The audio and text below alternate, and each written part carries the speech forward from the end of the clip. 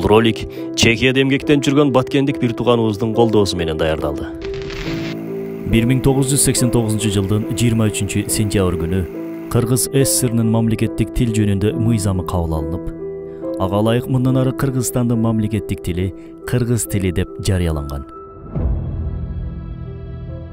Башка Совет республикаларында биринин артынан бири өз эне тилине мамлекеттик макам берип жаткан учур эле. Көп өтпөй 70 жылдык динсиз советтик режимда кулады.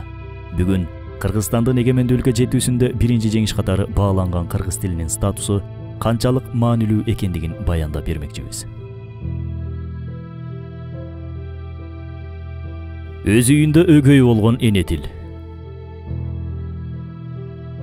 Кыргыз эли көчмөн эл болуп, ар дайым жер которуп жүргөнү үчүн өзүнүн руханий байлыгын көпчүлүк учурда китеп бетине түшүргөн эмес. Бирок ошол эле учурда жазма маданиятыбыз ар дайым болгондугуна тарых күбө.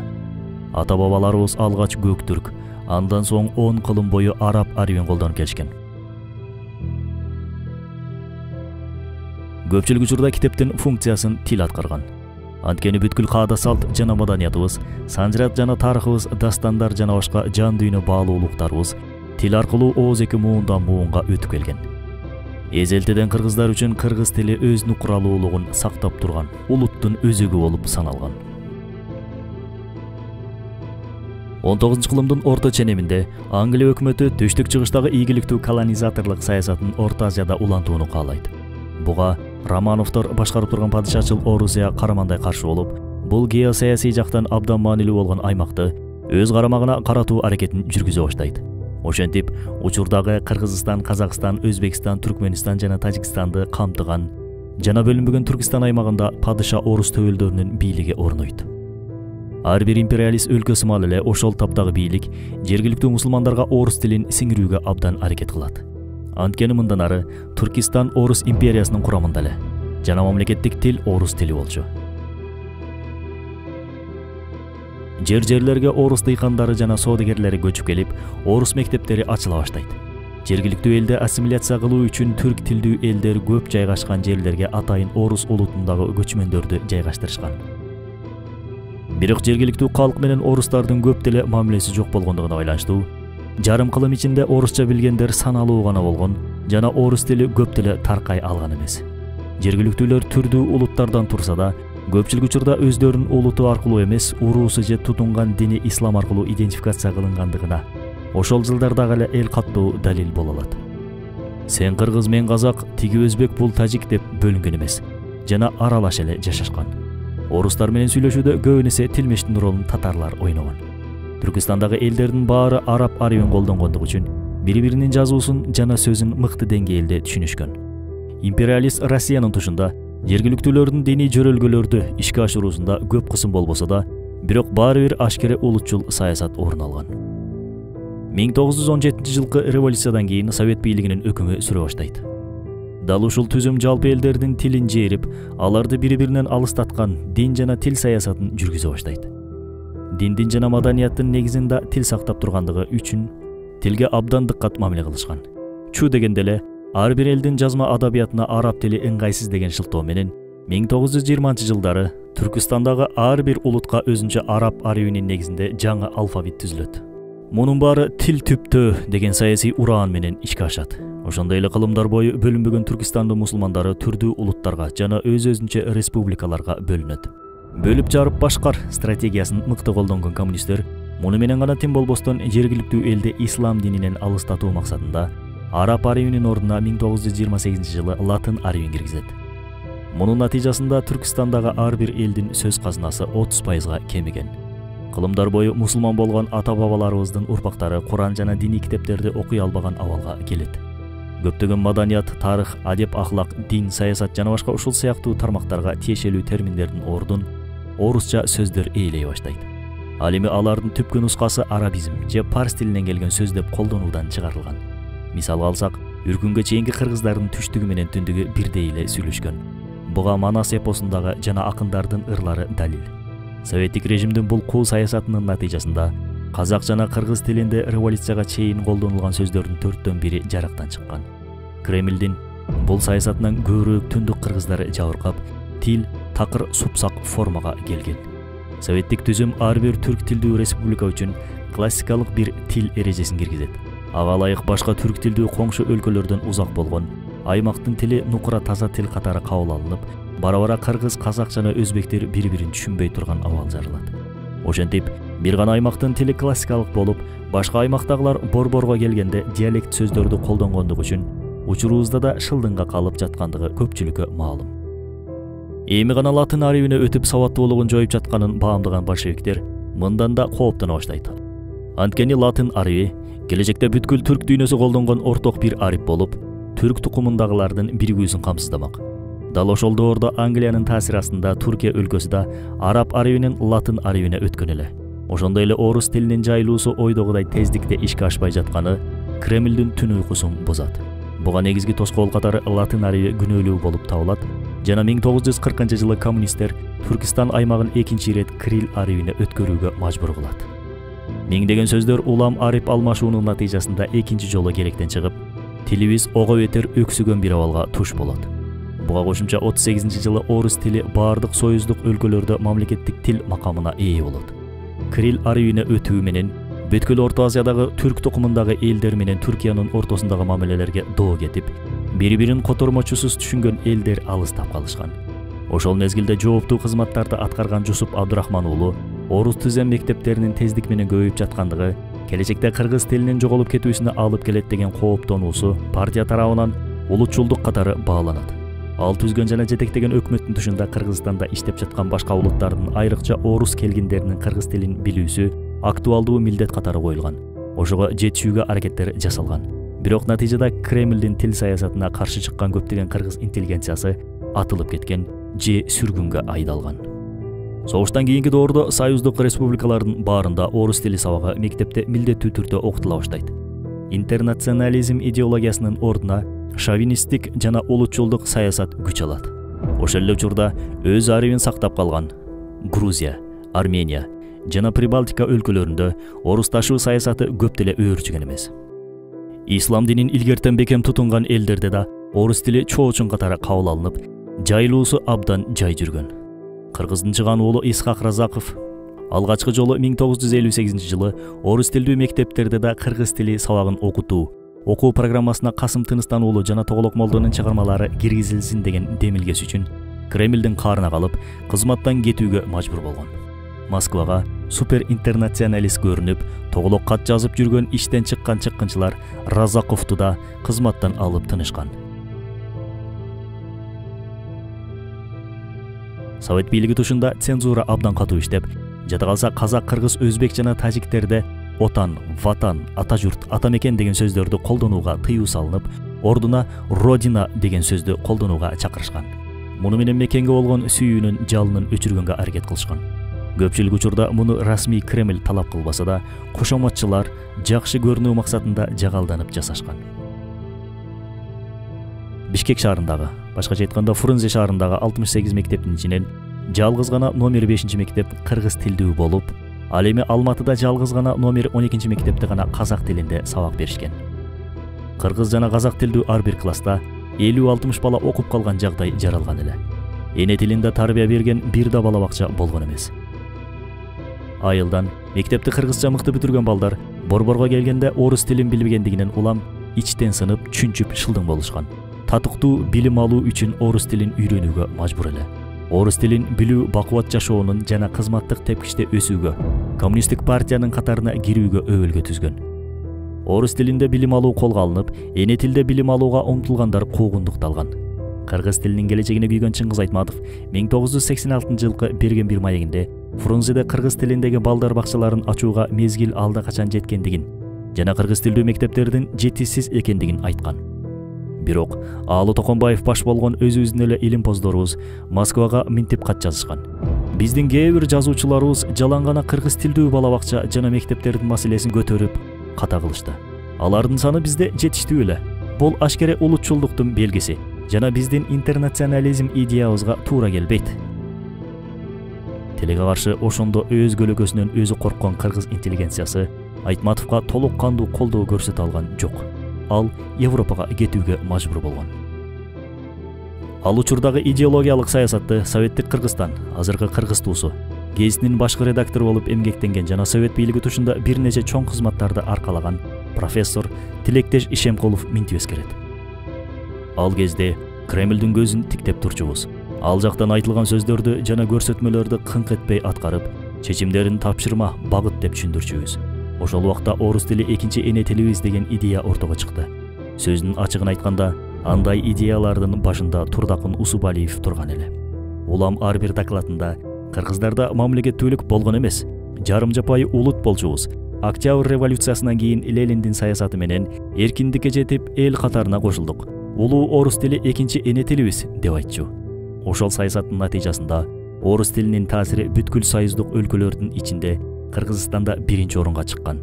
1989-жылкы эл каттоого ылайык 127 000 нукура жергиликтүү кыргыз орус тили эне тилим деп айтышкан. Орус тилин билүү жагынан Белоруссия жана Украинадан кийинки эле өлкөгө айланганбыз. Москвага тизе бүгүп жагалданган учурлар көп болгон. Болбосо Фрунзе шаарында бир эле кыргыз мектеп болсун деп Москвадан буйрук да болгон эмес.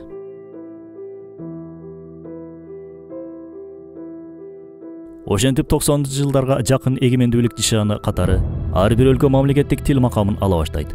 Бирок биздин эне тилибиз совет бийлиги кулагандан кийин деле жыргап кеткен жок. 2000-жылы мамлекеттик иш кагаздарды эне тилде жүргүзүү жараянын токтотуп туруу же белгисиз мөөнөткө жылдыруу сунушу менен президент өкмөткө кайрылган. Мунун артында орус тилдүү шайлоочулардын добушун алуу менен бирге Кремлге жагынуу жана алардан жардам алуу аракети орун алган. Ал эми бир жыл өтпөй 2001-жылы Конституциянын 5-беренесинде өзгөртүү кирип, орус тилине расмий макам берилген. Ошол күндөн тарта кыргыз тили мыйзамда биринчи деген эле болбосо, чыныгы жашоодо экинчи планга сүрүлгөн. Эски Совет 15 республикасынын ичинде Азербайжан, Түркменистан, Латвия, Литва, Эстония, Грузия, Армения, Молдова, Украина жана Өзбекстандын башкы мыйзамында тек гана эне тили мамлекеттик тил катары орун алган. Жалгыз гана Казакстан жана Кыргызстандын башкы мыйзамында орус тилинин расмий макамы бекитилген.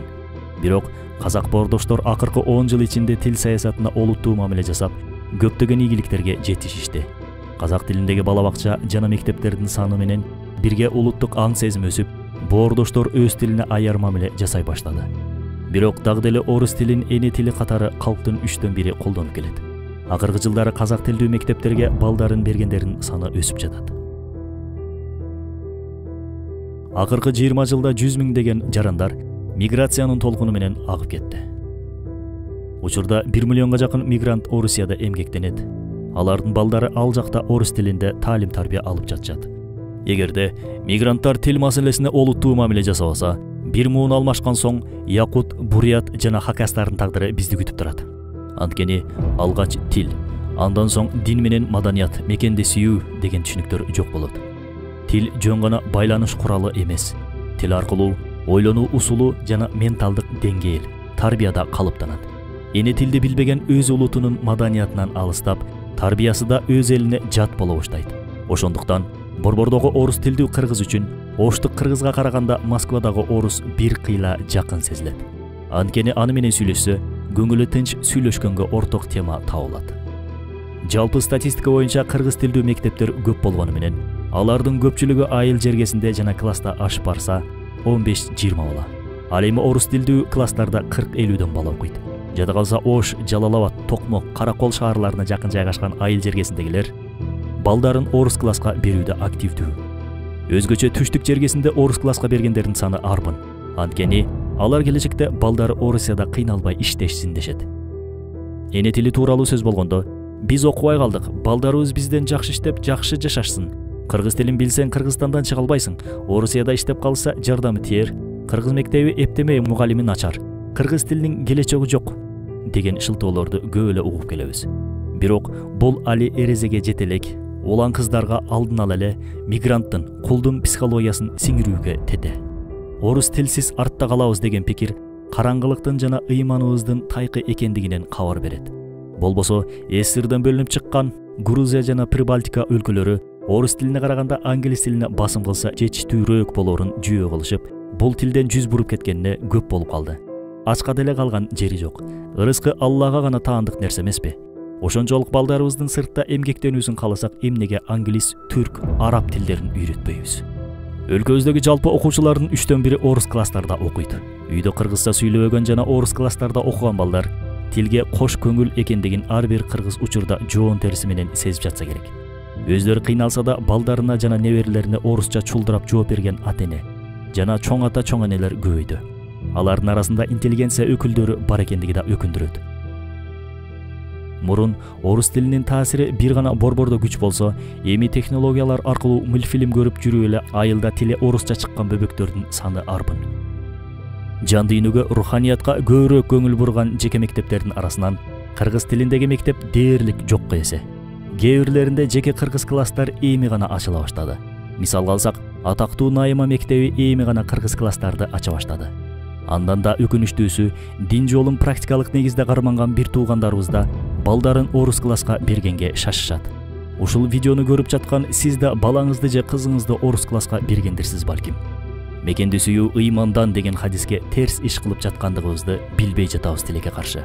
Кыргыз тилин өркүндөткөндүн ордуна кээ бир жарандар диалект говор маселелерин көтөрүп келишет. Мисалы, оштук же таластык туугандарыбызды көбү келекелеп шылдыңдашат. Кыргызча таза сүйлөбөйсүң, өзбекче же казакча аралаштырасың, таза адабий тилде сүйлөш керек деп. А негизи ал деген болгону диалект деген маселе экендиги менен чатактары жок.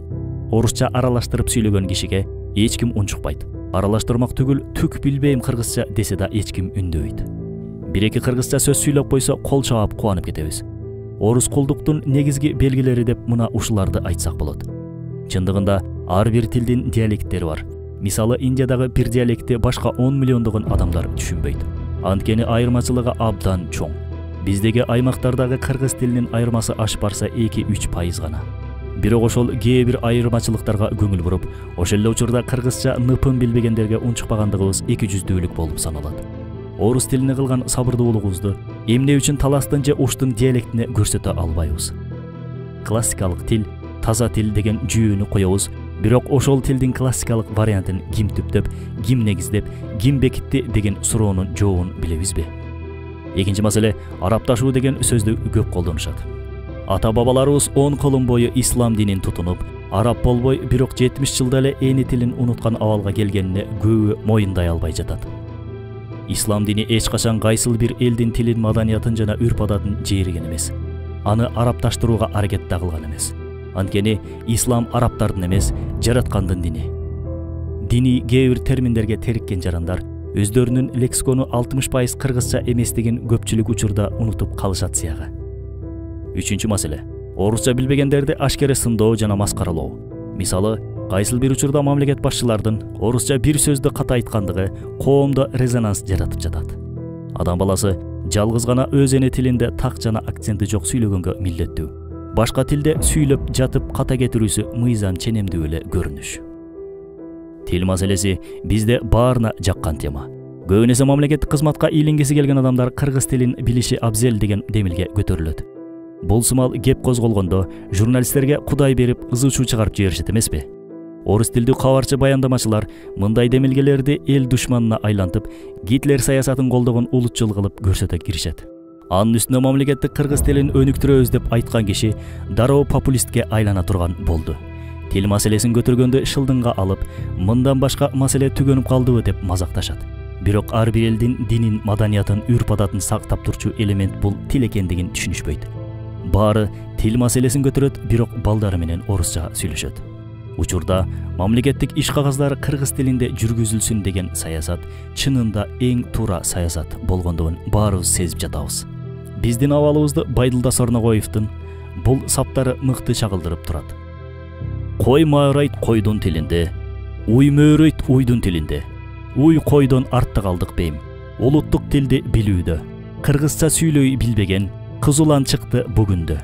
Арбыды мама папалар, азайды апа аталар. Пушкин атындагы Орус тил институтунун жетекчиси Маргарита Русецкаянын пикиринде, постсоветтик аймакта Белоруссия, Кыргызстан жана Казакстанда орус тили өркүндөп жатканын билдирген. Изилдөөнүн натыйжасына ылайык, орус тилин өнүктүрүп жаткан эң ийгиликтүү өлкө болуп Кыргызстан экендиги тастыкталган. Ал эми белгилүү журналист Познер: Бишкекте мен бир нерсеге таң калдым. Көчөнүн кайсы жеринде болбосун, улуу жана жаш муун жада калса орусиялыктар унутуп бараткан таза орус тилинде сүйлөшчү экен. беш колдой билишет экен деп айткан жайы бар. 91-жылдан бери башка өлкөлөрдөгү орус улутундагылардын жана 20 миллион мигранттын Орусияга көчүп баруусуна карабай, Орусиядагы элдин саны жылына 1 миллионго азайып жатат. Бул демографиялык абалды жөнгө салуу жана орус маданиятын сактап калуу үчүн орус өкмөтү мигранттарга карата жаңы саясат жүргүзө баштады. Алардын пикиринде, мигранттардын алгачкы муунун өзгөртүүгө аракет кылгандын ордуна алардын балдары жана неберелерине көп көңүл буруу керек. Мисалы, бир кыргыз мигрант үчүн Бишкекте төрөгөндөн көрө Орусияда төрөгөн жеңил жана арзан. Борборубузда бала бакча же мектепке киргизгенден көрө Орусиянын билим берүү мекесине жайгаштыруу алда канча оңой. Мунун арты менен кээ бир Орусиянын аймактарында класстын 70%-ын мигранттар түзүп, жергиликтүү орустарга таасир бербегендигинен улам, мындан ары мигранттардын балдарын бир нече класска бөлүп окутуу ишке ашырыла баштады. Эки муун алмашкан соң биздин өлкөбүздү ата мекени жана ата журту катары кабыл кылбаган көзү жумшук орустарды көбөйтүү аркылуу орус улуту сакталып калуу аракетин жасап жатат. Ооба, учурда мигрант ата-энелери кайтыш болсо, Кыргызстанга барбайм дегендер толтура. 2021-жылы орус өкмөтү Кыргызстандын ар бир 44 районунда бирден орус тилдүү мектеп курууну көздөгөнүн билдирди. Ал жерде Орусиянын программасына ылайык окутуу план бекитилет жана балдарды атайын Орусиядан келген педагогдор окутмакчы. Ушул эле программаны Өзбекстан жана Тажикстанда ишке ашыруу демилгеси бар. Бул бара-бара ар бир өлкөдө орус тилдүүлөрдү көбөйтүп, согушсуз эле басып алууга алып келет.